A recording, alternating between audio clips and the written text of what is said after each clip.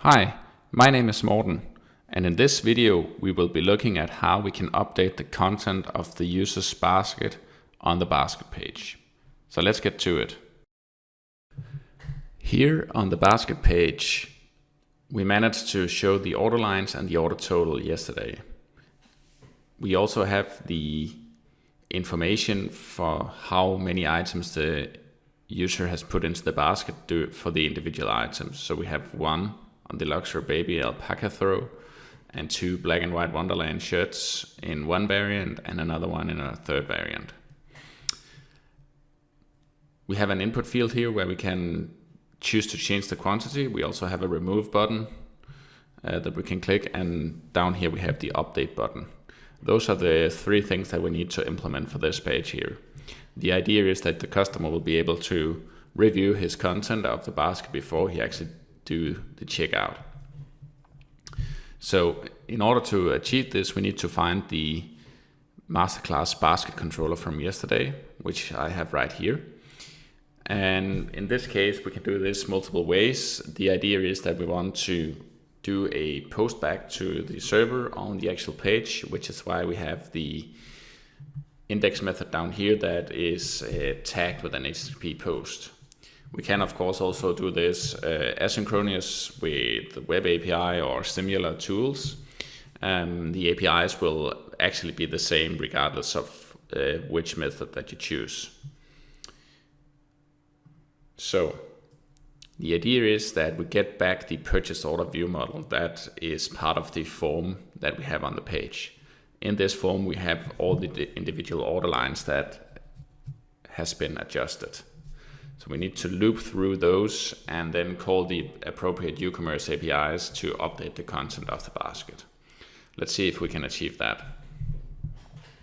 So what we get back is a model that resembles what we have in the form on the front end. In that model we have a list of order lines that the MVC model binder will automatically be able to map for us, so we don't have to care about that. And the idea is that we can either click on the remove button or we can adjust the quantities in the input field and then click update basket. Everything will be handled in one postback. So the first thing that I want to do is I want to grab the new quantity from the postback order line that we get.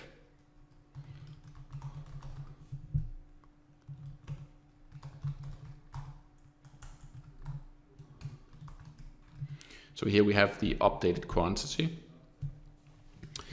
and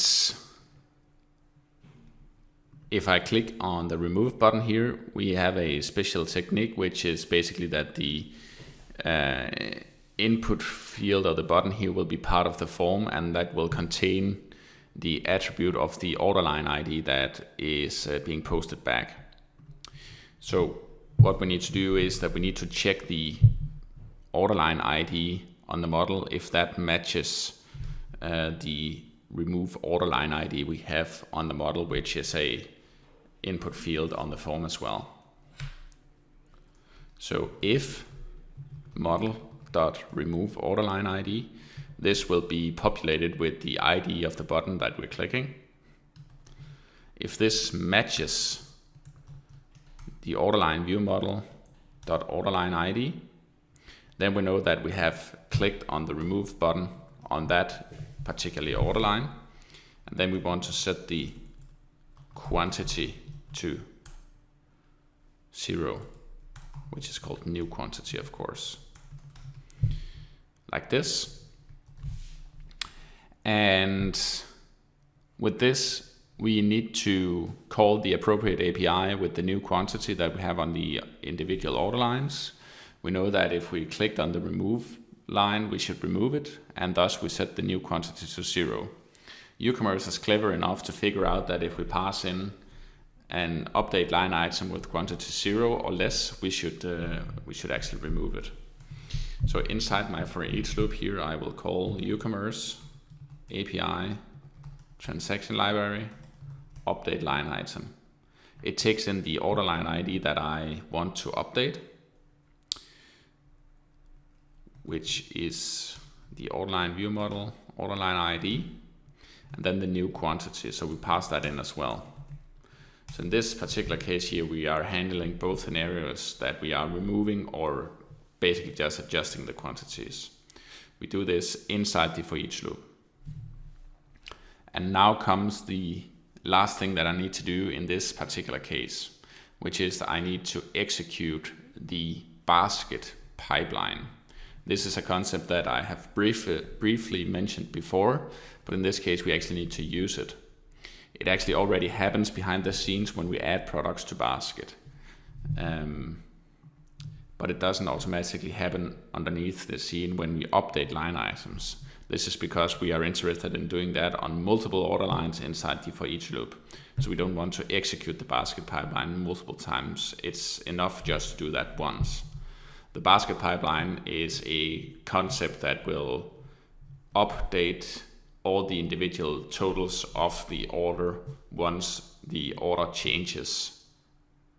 And in this case, it could be that we have added a new shipping method, we have created a payment, we have added or removed or adjusted products in the basket, which means that all the individual totals needs to be up to date. To do that, I will call Ucommerce API transaction library .execute basket pipeline. We always need to do this every time we modify the basket in any given way. There's one exception to this, and that will follow later on when we get to that particular point. But as a rule of thumb, you change the content of the basket, you execute the basket pipeline. The reason for this is that the order model that we have in Ucommerce in the transaction system is made so that we are replicating the totals of the order in all the different fields that are available. So whether it being tax or shipment cost or discounts, we have a total field for that will keep the individual slices ready to use, both so it's easy to work with as a developer, but also so that we store the right data in the database. We don't have to calculate that every time we need it. So we don't have to calculate the sum of the individual order lines if we're interested in that particular data. So on the order model that you see in the database, and also in the link for the article that displays all the totals of the order model, is that we have a total field for all the individual slices of data that we need. And the basket pipeline's job is to ensure that all those totals are kept up to date. It also means that if we execute the basket pipeline multiple times in a row, the end result will not change. That is what we call that the code is a pure function, or that the code is idempotent. It will not change the output no matter of how many times that I call this line of code. So tax total, order total, payment total, shipping total, discount total, all those values will be kept up to date, which means that if we add a product to the basket and we do not execute the basket pipeline, then the totals will be out of sync if we calculate it manually based on what the property says. So the real world and the totals of the basket will not match up. This is why we need to do this every time. All right. So now we have all these APIs called that we need to use. So let's try to compile it and see what happens. And I'm refreshing my page. And here we have the page reloaded. What I can see now is that I will have the ability to remove products, and I can also adjust the quantities and click on update. And that's actually all we want to achieve in this exercise. So now it is your turn to implement the actual thing that we just took a look at. So you need to redo the same code that I just did. You need to find the master class basket controller and implement the HTTP post method so that it updates the content of the basket. You need to spend 10 to 15 minutes on this exercise. Once you're done with it, come back for a brief recap on what we did.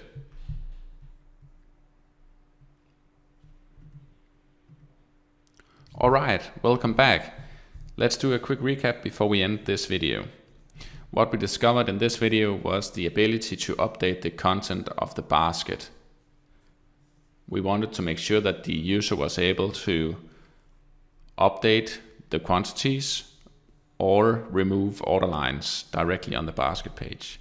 We want this so that the user is able to review his order before he actually do the checkout.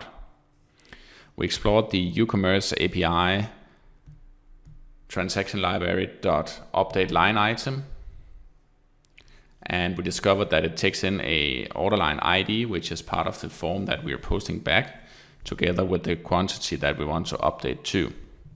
We also noticed that we have the ability to update or remove it by calling this update line item method. If we pass in 0 or less, the line item will be removed from the basket. We also saw that we need to execute the basket pipeline every time we change the content of the basket. This is because we are keeping all the totals of the basket up to date so that it's ready to use and ready to read. So we don't have to calculate the individual slices every time. It also means that if we're not executing the basket pipeline every time, the content of the basket and the totals will not match up. So we need to do this. This happens behind the scene every time we add a product to the basket out of the box. But it doesn't happen when we call the update line item, which is why we want to execute the basket pipeline after we have updated the individual line items. This way we can ensure that all the totals are kept up to date. And that's it. Thank you for watching and see you in the next video.